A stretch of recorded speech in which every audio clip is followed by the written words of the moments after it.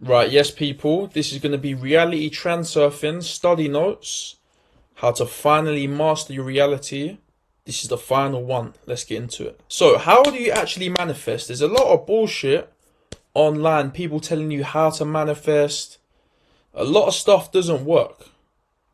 But Reality Transurfing teaches you the step-by-step guide of how to actually manifest. You can't just sit around and do nothing. You have to take concrete action. So first, you need to figure out exactly what you actually want. You need to get a clear idea of the life you want to live. Not what society tells you want and what people try to put on you, your family, stuff like that. People trying to tell you what you want. What do you actually want in your heart? What did you want as a kid? What did you dream of?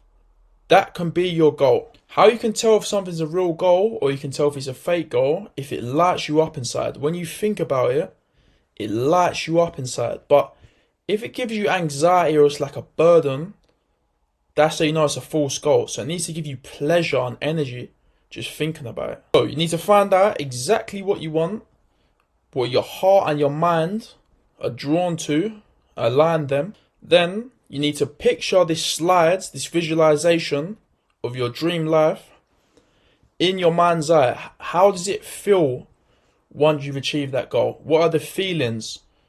What are your senses? What can you smell? What are you feeling? What are you looking at? What are the emotions?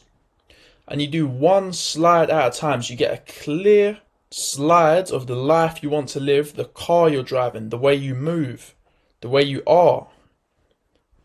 Yada yada yada. Maybe it's the house, whatever you want. You get a clear slide of that. Then you place it in your mind's eye for 30 minutes each day. Pick only one at a time, because full energy, if it's dissipated over loads of different things, it's not going to materialize anything. You need to pick one per time. And you play that in your mind's eye. And subconsciously, you'll be drawn to take the right actions. But you need to just pick one thing at a time and be patient with that slide. And you're naturally just going to move into that identity. It's going to rewire your subconscious. Because your brain doesn't know what's real and what's just imagined. So if you imagine it in your brain clearly enough, you'll be just drawn to it naturally.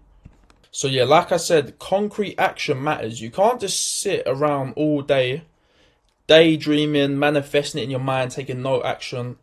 No.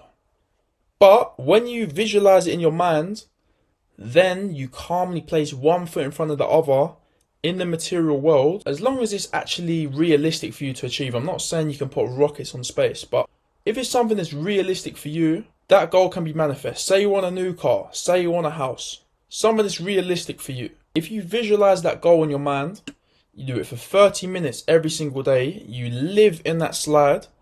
So you live in that goal as if it was already achieved. And you calmly place one foot in front of the other. You'll be very, very shocked as to what you can achieve. So with your goal, you want to go after it the same way that you would buy your pose from the shops. You don't doubt. You don't think if it's possible. None of this.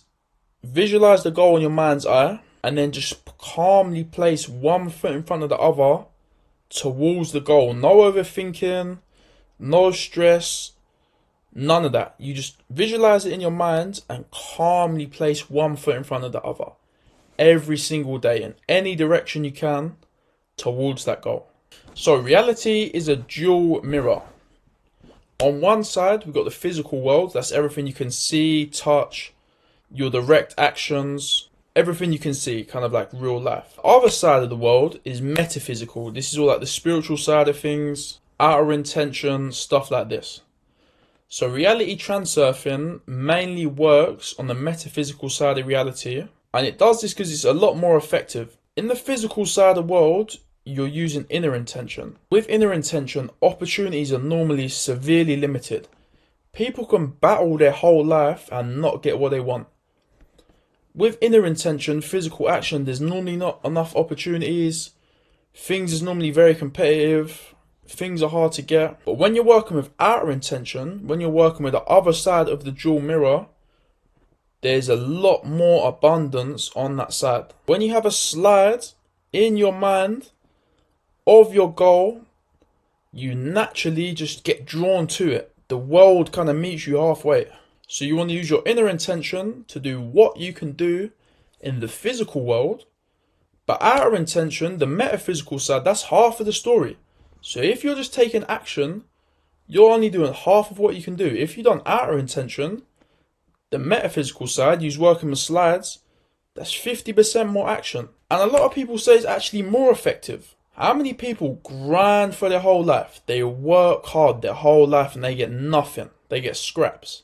It's because they're only using one side of the mirror. When you use both, that's how you get what you want. You need to use both sides of the mirror. So, dreams of the gods. We are all the children of God.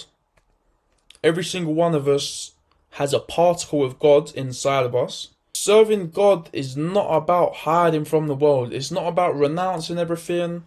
It's not about praying all day. It's about creating. It's about co-creating with God. Letting God create through you. Purpose. Find a purpose. What are you here for? God has put every single person in this world here for something. Everyone has a purpose. And when you fulfill that purpose, doors open. When you let God create through you, things really start to change. If you set an intention, consider it the intention of God. How then could it not be manifest? Because we're all the children of God, if you set an intention for something, you consider that God's intention. So how could that not be manifest? So the moral of the story is, stop fighting, stop doubting, and just start creating. Put one foot in front of the other in any way you can towards your goal. So we get what we choose. You can literally choose your desired reality without fighting for it. Society tries to put on you that you need to fight for your place under the sun. But Transurfing says you can simply choose. If you set an intention, it will be made manifest. It's the intention of God. But you have to follow a few simple rules. You don't crave it. You don't fight to get it. You don't try and nudge your way forward. You don't doubt. No second guessing. No. It's just an intention.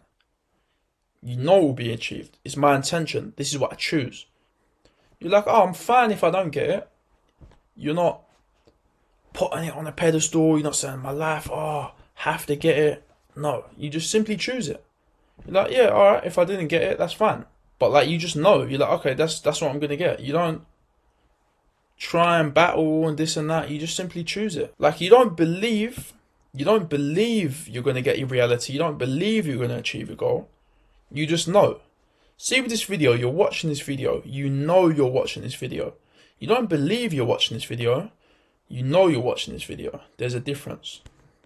So that's how you need to think about your goals. You need to not believe that you're going to do it. You simply know.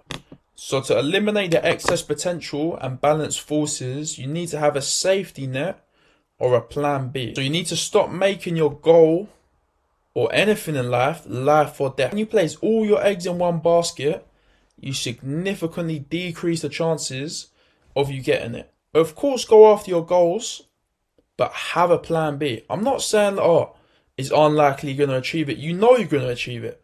But when you have a plan B or a genuine fallback option, it makes things a lot more achievable because you're not stressed.